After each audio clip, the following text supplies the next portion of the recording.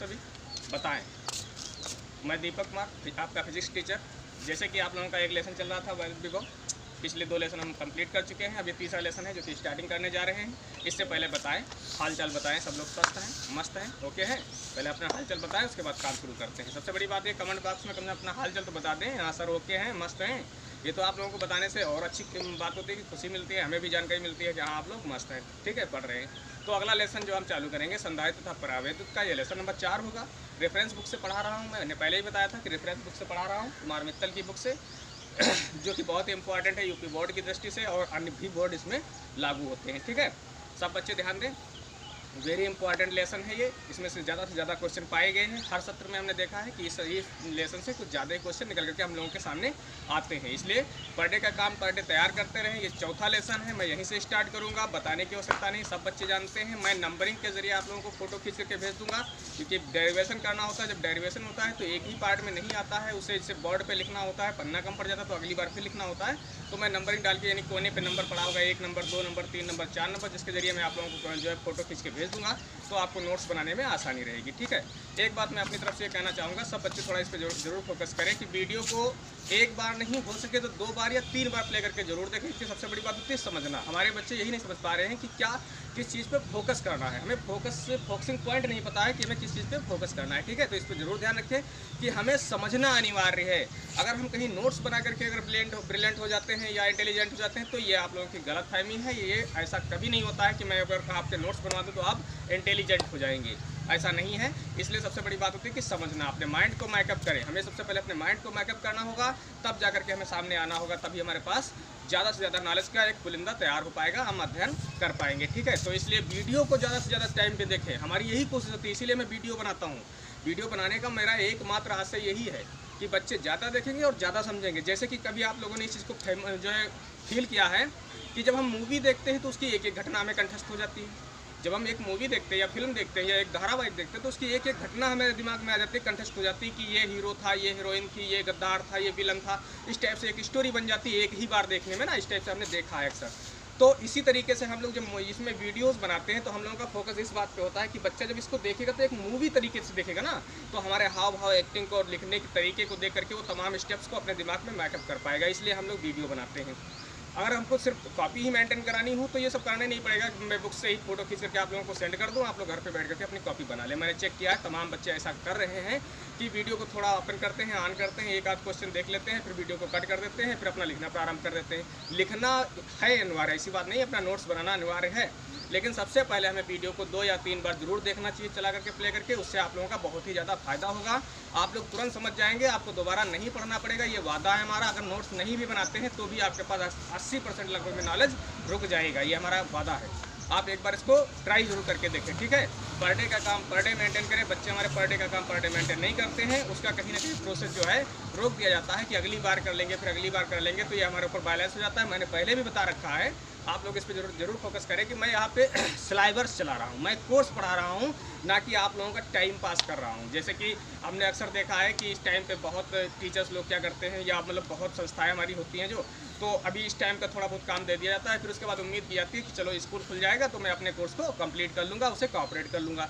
लेकिन मैं पूरे सत्र की ये श्रृंखला बना करके चल रहा हूँ ना, कि मुझे कोर्स पूरा कराना है ना, मैं पूरे साल तक, पूरे वर्ष तक, जब तक कि आपकी परीक्षा इंटर की नहीं हो जाती है, मैं आप लोगों को कंटिन्यू कराता रहूँगा। हर न्यूमेरिकल्स का सोल्यूशंस, हर डेरिवेशंस का, हर थ्योरी का सोल्यूशन कराता रहूँगा। तो ये मेरा सिलेबस है, मेरा कोर्स है, इस पर थोड़ा जरूर फोकस करें और इसको मेंटेन करते चलें, 1 बाय 1, यानी एक दिन का भी मिस ना करें, क्योंकि एक दिन का मिस करेंगे तो आपका लॉस हो जाएगा। जिस दिन छुट्टी होगी, जिस दिन मैं नहीं पढ़ाऊँगा, उस दिन आपको मैसेज मिल जाएगा, उस दिन की क्लास आपकी ड्रॉ कर दी जाएगी। लेकिन पर डे आपकी क्लास मिलती रहेगी, कभी भी क्लास ड्रॉ नहीं की जाएगी मेरी तरफ से। और आप लोगों को फोकस करना है, मुझे फॉलो करना है, सहयोग करना है, आप लोग आगे बढ़ जाएंगे, ठीक है। तो आइए आज से अगला लेसन नंबर 4 स्टार्ट करते हैं, संधारित्र तथा परावैद्युत का। It is very important for every examination to UP board. Inter class के लिए यूपी बोर्ड में बहुत इंपॉर्टेंट, हमने देखा है हर सत्र में ये क्वेश्चन के ज़्यादा से ज़्यादा, लेसन के क्वेश्चन ज़्यादा से ज़्यादा आते हैं, ठीक है। तो आइए सहयोग करिए और पढ़ते रहिए, मस्त रहिए, हंसते रहिए। आज का जो है सिस्टम चालू करते हैं, आज का एक नया अध्याय आप लोगों के सामने प्रस्तुत है, ठीक है। आइए आज से स्टार्ट करते हैं। रेडी? हाँ, आइए तो आज से लेसन नंबर 4 हम देखते हैं, संधारित्र तथा परावैद्युत, ठीक है।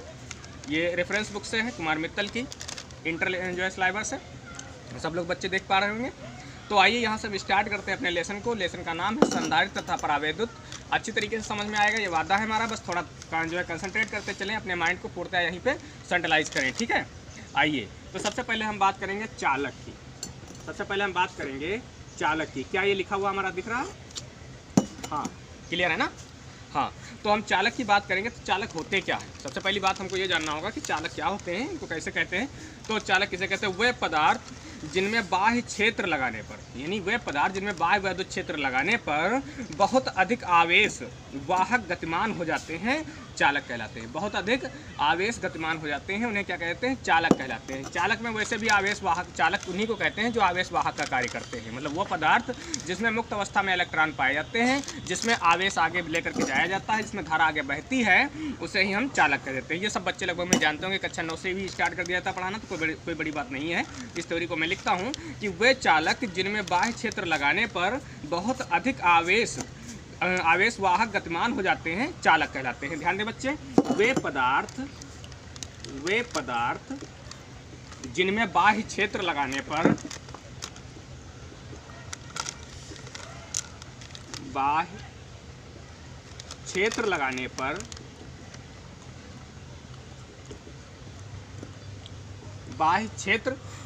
पर बहुत अधिक आवेश वाहक गतिमान हो जाते हैं,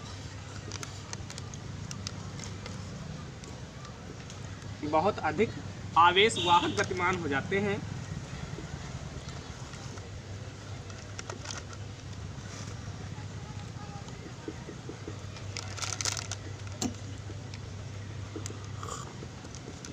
आवेश वाहक गतिमान हो जाते हैं, चालक कहलाते हैं।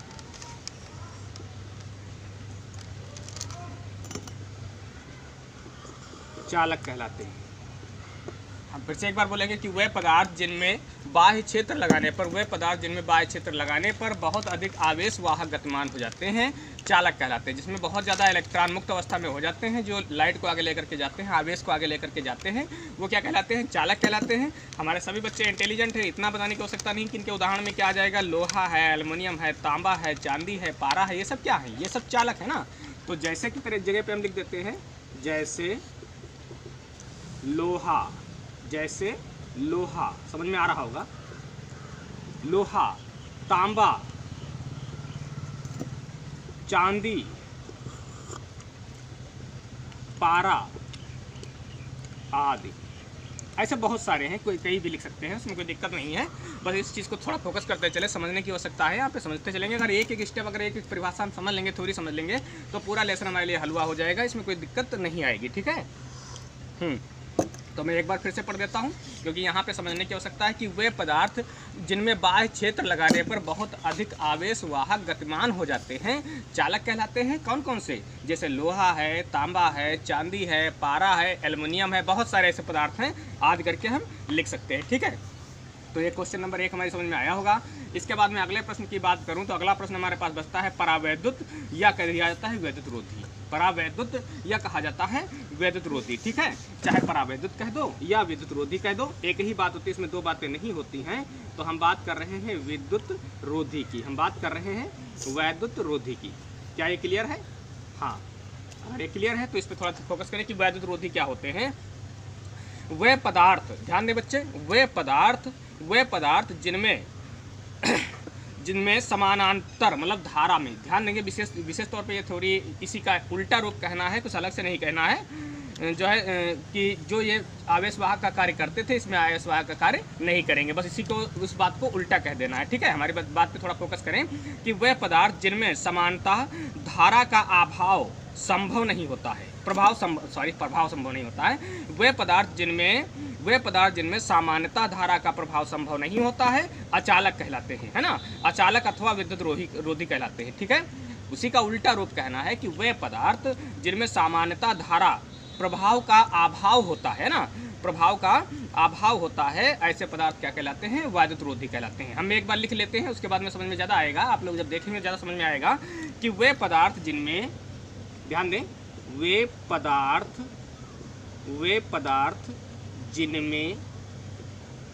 पदार्थ जिनमें सामान्यतः धारा का प्रभाव सामान्यतः धारा का प्रभाव संभव नहीं होता है। धारा का प्रभाव संभव नहीं होता है। संभव नहीं होता है।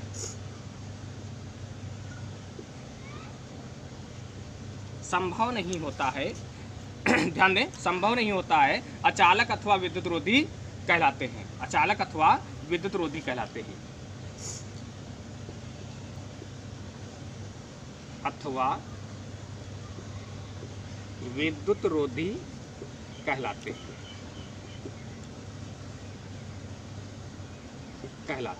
सब बच्चे जानते हैं, कक्षा 9 से ही लगभग में पढ़ाया जाता है कि विद्युत रोधी क्या होते हैं।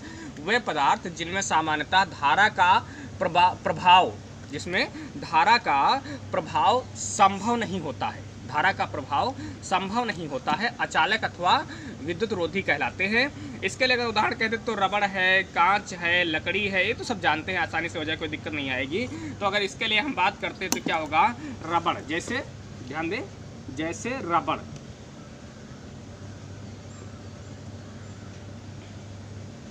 रबड़ है, लकड़ी है, रबड़ है, लकड़ी है, कांच है, कागज वगैरह, बहुत सारी आदि चीजें ना, बहुत सारी आदि चीजें, ये क्या कहलाती हैं, ये विद्युत रोधी कहलाती है। इसमें धारा नहीं बहती है ना, इसमें मुक्त अवस्था में इलेक्ट्रॉन नहीं पाए जाते हैं। क्या यहाँ तक क्लियर है? क्या हम समझ पाए हैं? अगर हम समझ पाए हैं तो आइए, ये तो मेरी जो है समझ लो कि जेनेटिक्स बातें थी, ये सामान्यता बातें थी जो लेसन की शुरुआत में डाली गई थी, ये कोई ज़्यादा इंपॉर्टेंट नहीं थी, कक्षा 9 से ही बताया जाता है। अब हम यहाँ से जो स्टार्ट करेंगे वो हमारे लिए बहुत महत्वपूर्ण है, सब बच्चे ध्यान दें, it is very important for inter examination, ठीक है। तो इस पर थोड़ा ध्यान दें, बहुत ज़्यादा आवश्यक है कि वैद्युत धारिता किसे कहते हैं ना, वैद्युत धारिता किसे कहते हैं, हम इस पर फोकस करेंगे कि वैद्युत धारिता किसे कहते हैं ना, वैद्युत धारिता। मैंने हेडिंग डाल दी है, आप लोगों की समझ में आएगा। तो ध्यान दें, वैद्युत धारिता को हम पहले डेरिवेशन रूप लेकर के फिर थ्योरिटिकल रूप में लेंगे, आप लोगों को आसानी से समझ में आएगा कि जैसे जैसे किसी चालक को आवेश दिया जाता है उसी अनुपात में उसका विभव बढ़ता चला जाता है ना। अगर किसी चालक को मैं आवेश देता हूं तो उसका विभव भी उसी के अनुक्रम में बढ़ता चला जाएगा, ये फार्मूला होता है। अगर ये उसी के अनुक्रम में बढ़ता चला जाएगा तो अनुक्रमानुपाती ये निशान हटाएंगे तो यहाँ पे एक कांस्टेंट लाते हैं जिसे हम C, ठीक है, जिसे हम C लिखते हैं। और C क्या है, यहाँ पे C क्या है, वैद्युत धारिता है। इसको हम क्या कहेंगे, ये क्या है, वैद्युत धारिता है, अर्थात C बराबर Q/V लिख सकते हैं, अर्थात C बराबर Q/V लिख सकते हैं। क्या यहाँ तक समझ में आया है? क्या यहाँ तक क्लियर है? अगर क्लियर है थोड़ा आगे बढ़ें कि इसको परिभाषित रूप में हम कैसे कहेंगे। इसी चीज़ को अगर हमें परिभाषा के रूप में कहना हो तो हम कैसे कहेंगे, उस पर ध्यान दें कि किसी चालक को दिया गया आवेश, ध्यान दें, किसी चालक को दिए गए आवेश के कारण उसमें विभव में होने वाली वृद्धि के अनुपात को, किसी चालक को दिए गए आवेश के कारण उसमें होने वाले विभव में वृद्धि के अनुपात को ही क्या कहते हैं, हम उसे हम वैद्युत धारिता कहते हैं। इसे C से प्रदर्शित करते हैं, ठीक है, क्लियर है। तो मैं इसको लिख लेता हूँ, उसके बाद समझाता हूँ कि किसी चालक को दिए गए आवेश के कारण, यहाँ से लिख लूँ, समझ में आ जाएगा ना। चलो यहीं से लिखता हूँ ताकि आप लोग घबराएं नहीं। किसी दिखे नहीं तो बताना, किसी चालक को दिए गए आवेश के कारण,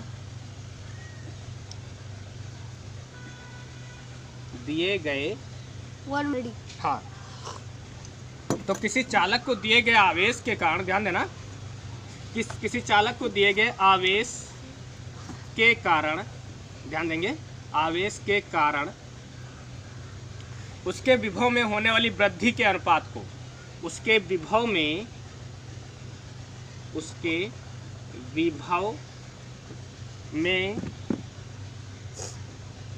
होने वाली, ध्यान दें, होने वाली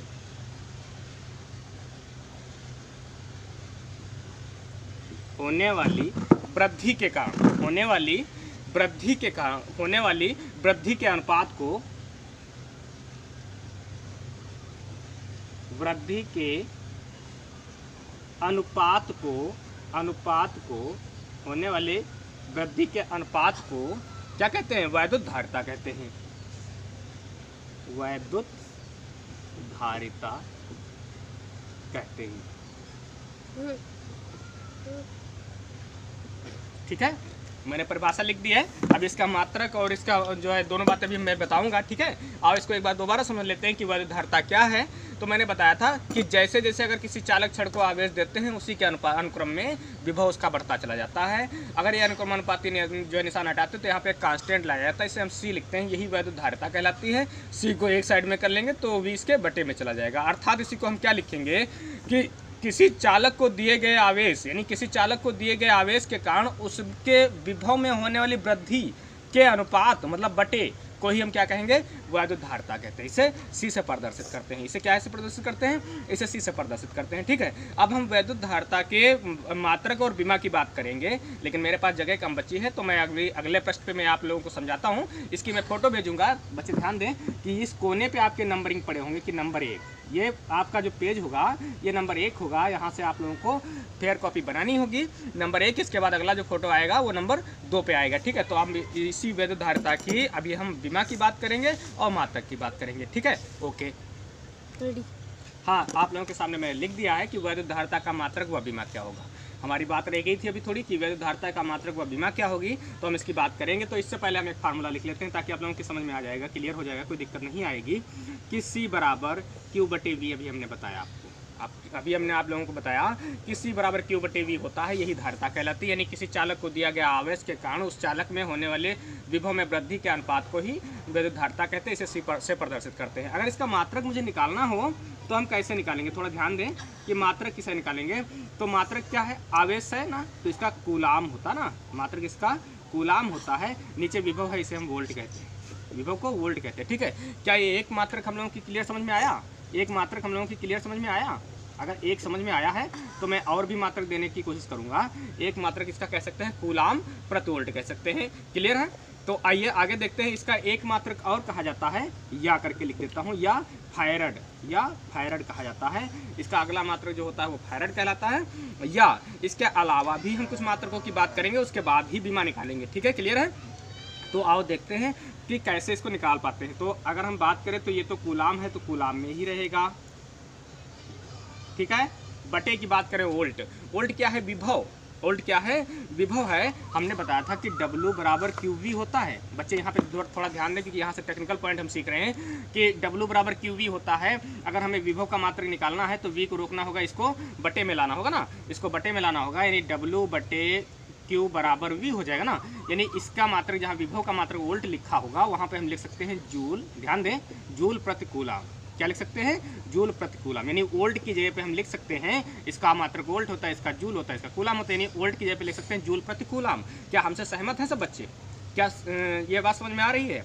क्या ये क्लियर है? अगर क्लियर है तो मैं यहाँ पे वोल्ट लिखा है, इसकी जगह पे हम जूल प्रति कूलाम लिख सकते हैं ना, जूल प्रति कूलाम ना, जूल प्रति कूलाम। अच्छा, कूलाम चौथा पार्ट पलट के ऊपर जाएगा तो कूलाम स्क्वायर हो जाएगा ना, कूलाम स्क्वायर बटे जूल, कूलाम स्क्वायर बटे जूल। ठीक है, वो मैं मिटा दूंगा, वो तो समझाने के लिए लिखा था। कूलाम स्क्वायर बटे जूल आ जाएगा। अच्छा, जूल क्या है? कार्य। और कार्य क्या होता है? बल गुणे विस्थापन। मैं हर बात को समझाता हूँ, थोड़ा फोकस करके देखें। कार्य क्या होता है? बल गुणे विस्थापन होता है ना। कार्य क्या होता है? बल गुणे विस्थापन होता है। यानी इसका मात्रक क्या है? होता है जूल होता है। ये बल का मात्रक न्यूटन होता है, बल का मात्रक न्यूटन होता है, और विस्थापन का मात्रक मीटर होता है ना, विस्थापन का मात्रक मीटर होता है। यानी जूल की जगह पे हम लिख सकते हैं न्यूटन मीटर, जूल की जगह पे लिख सकते हैं न्यूटन मीटर। बच्चा समझने की कोशिश करें, कूलाम स्क्वायर बटे न्यूटन, न्यूटन मीटर। असल में ऐसा होता है, कभी कभी जब हमारे विकल्प में एक क्वेश्चन डाला जाता है कि इसका मात्रक कौन सा है, तो यहीं से कंफ्यूज कर देता है बच्चों को, कहीं ये डाल देता है, कहीं ये डाल देता है, कहीं ये डाल देता है, तो उसमें हम समझ नहीं पाते। इसलिए मैं तमाम सारे एक साथ में आप लोगों को समझा दे रहा हूँ कि कोई भी आएगा आप वहाँ पे मात्रक अपने आप को चूज कर सकते हैं, चयन कर सकते हैं, उसको पकड़ पाएंगे। तो क्या ये क्लियर है? अगर क्लियर है तो मैं मात्रक की बात करता हूँ, बीमा की बात करता हूँ। मैं यहाँ से बीमा निकालूंगा। ठीक है, ठीक है, बीमा, बीमा। अगर हम बीमा की बात करें तो ये कूलाम है। कूलाम क्या होता है? आवेश है। आवेश को हम लिखते हैं Q बराबर I इंटू टी। देखो इधर समझते चलेंगे, Q बराबर I इंटू टी होती है। ये I की बीमा होती है A, और T फॉर टाइम की तो ऐसे रहेगी ना, इसके ऊपर स्क्वायर हो जाएगा ना। या तो क्लियर है ना? अगर यहाँ तक क्लियर है तो फर्स्ट ईयर में हमने कहा था कि एक चीज़ जरूर पढ़ लेना बच्चों की बल की विमा होती है MLT की पावर -2, MLT की पावर -2, और मीटर तो यल ही रहेगा। क्या यहाँ तक क्लियर है? अगर यहाँ तक क्लियर है तो हम आगे बात करते हैं। अगर यहाँ तक क्लियर है तो हम आगे बात करते हैं कि इसकी संपूर्ण विमा हम एक साथ में कैसे दिखा पाएंगे। सब लोग ध्यान दें, मैं इस साइड में लिखता हूँ। तो यहाँ से हो जाएगा a² t की पावर 2, a² t की पावर 2, और नीचे का जो लिखा गया ऐसे ही लिख दिया जाएगा ml t की पावर -2, और यल स्क्वायर कर लेता हूँ। देखो बच्चों, 2 यल हैं इसलिए यल स्क्वायर हो जाएगा, ठीक है। अब ये नीचे वाले पोर्शन को ऊपर भेजा जाएगा, ध्यान दें। तो इस पर अगर एक पावर मानी जाएगी पॉजिटिव तो ऊपर जा करके निगेटिव हो जाएगी ना, ये क्लियर है। ये निगेटिव हो जाएगी। यल नीचे प्लस में 2 पावरें हैं, ऊपर जाने के बाद 2 निगेटिव हो जाएंगी, और टी की 2 ये माइनस में, ऊपर जा करके प्लस, तो 4 हो जाएंगी। टी की पावर कितनी हो जाएंगी? 4 हो जाएंगी, वो भी पॉजिटिव, ठीक है। इसके बाद बचता है ए, तो ऊपर ही है a², ठीक है। तो ये क्या है? ये वैद्युत धारिता की बीमा है। ये क्या है? ये वैद्युत धारिता की बीमा है। हम सब लोग आसानी से समझ पाए होंगे, इसमें कोई दिक्कत नहीं आई होगी। तो बताएं क्या ये सब चीज़ें समझ में आई हैं? तो इसमें हमने आप लोगों को समझाया कि अपने आप को समझाया, थोड़ा रुको, अपने आप को समझाया। हाँ, तो इसमें हमने आपको समझाया कि वैद्युत धारिता का मात्रक और बीमा क्या होता है, बहुत इंपॉर्टेंट है। अक्सर पूछा गया मात्रक और बीमा के बारे में। तो मात्रक की बात करें तो कूलाम प्रति वोल्ट भी कह सकते हैं, या इसका एक मात्रक फैराड भी होता है, या अकेले मात्रक की बात करें तो इसको ना बोल करके इसको डायरेक्ट बोल सकते हैं कूलाम स्क्वायर प्रति जूल होता है, या कूलाम स्क्वायर प्रति न्यूटन मीटर होता है। ये हमारे विकल्प में अक्सर चूज कर लिए जाते हैं, और इसकी सारी बीमाएं मैंने निकाल दी, आप लोगों के सामने बीमा क्लियर हो गई है। तो ये पार्ट नंबर 2 है, इसका फोटो भेजा जाएगा, ये दूसरे नंबर पे जो है लिखा जाएगा, अपनी फेयर कॉपी बनाई जाएगी। अब इसके बाद आओ अगला व्यंजक देखते हैं। हाँ, आप लोगों के सामने एक व्यंजक मैंने लिख दिया है, इसको व्यंजक को हमें निगमित करना है कि विलगित गोलीय चालक की धारिता। सबसे पहले हम जान लें विलगित क्या होता है, उसके बाद गोलीय चालक की धारिता निकाल लेंगे। विलगित का मतलब ये हो जाता है कि पास पड़ोस में कोई दूसरा चालक नहीं है। इसका मतलब ये नहीं कि धरती पे ही नहीं है, मतलब कहीं दूसरा चालक तो होगा लेकिन इसके पास पड़ोस में कोई दूसरा चालक नहीं है। विलगित का मतलब होता है। अलगित का मतलब बहुत दूर हो जाता है। तो विलगित का मतलब ये होता है कि इसके क्षेत्र के पड़ोस में, जहाँ तक इसका क्षेत्र जाएगा इस चालक का, वहाँ तक कोई दूसरा जो है चालक स्थित नहीं है, ठीक है। इसलिए इसको विलगित कहा गया, इसका नाम विलगित दिया गया। मैं इस चालक को बना लेता हूँ, इसमें थोड़ी थ्योरी ज़्यादा है, बच्चे परेशान मत होना, मैं समझाते लिखूंगा, आप लोगों की आसानी से समझ में आएगा। आप लोग वीडियो को 2 बार जरूर प्ले करना, ताकि आप लोगों को पूर्णतः ये थ्योरी ऐसे ही समझ में आ जाएगी। लिखने की तो मारो गोली, लिखने की आवश्यकता ही नहीं बनती है, ठीक है। तो आओ देखते हैं। विलगित गोली चालक के लिए मैं पहले एक फिगर बना लेता हूँ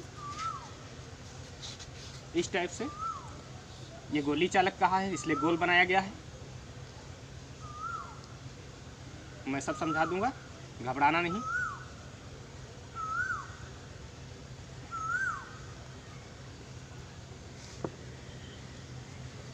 इस टाइप से ये फिगर बनाया जाएगा और इसको आवेश दिया जाएगा।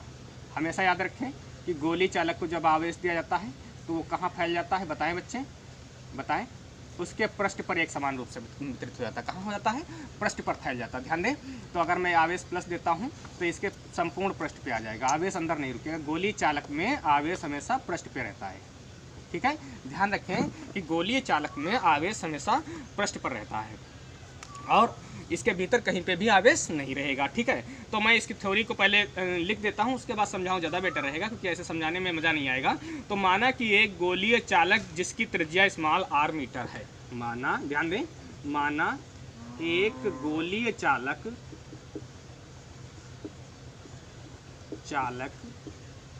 जिसकी त्रिज्या स्मॉल a मीटर है, जिसकी त्रिज्या कितनी है स्मॉल a मीटर बताई गई है। ध्यान रखें सब बच्चे, यहीं से थोड़ा ध्यान देते चलेंगे। के परावैद्युतांक वाले माध्यम में रखा है। कहाँ रखा है? के परावैद्युतांक वाले माध्यम में रखा है। कहाँ रखा है? के परावैद्युतांक, मतलब एक ऐसा माध्यम रखा है जिसका परावैद्युतांक हमेशा के बताया गया है, उसमें रखा गया है। माना गोलीय चालक को प्लस क्यू आवेश दिया गया है। माना, ध्यान दें कि माना गोलीय चालक को प्लस क्यू आवेश दिया गया है, आवेश दिया गया है, आवेश दिया गया है। अगर ये आवेश दिया जाएगा तो कहाँ? इस पृष्ठ पे फैल जाएगा ना, इसके संपूर्ण पृष्ठ पर पूर्णतः फैल जाएगा, जो इसके पृष्ठ पर एक समान रूप से वितरित होता है। जो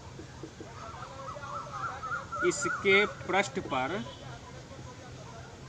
ये पृष्ठ लिखा हुआ है, पृष्ठ पर एक समान रूप से वितरित होता है, एक समान रूप से वितरित होता है। ध्यान दें, एक समान रूप से वितरित होता है। जब कभी भी आवेश दिया जाएगा इसको, तो इसके पृष्ठ के ऊपर एक समान रूप से ये वितरित हो जाता है तथा पृष्ठ के प्रत्येक बिंदु पर समान विभव होता है। यानी जब एक समान रूप से है तो इसका विभव भी समान हो जाएगा तथा पृष्ठ के प्रत्येक बिंदु पर ध्यान दें, बिंदु पर विभव समान होता है।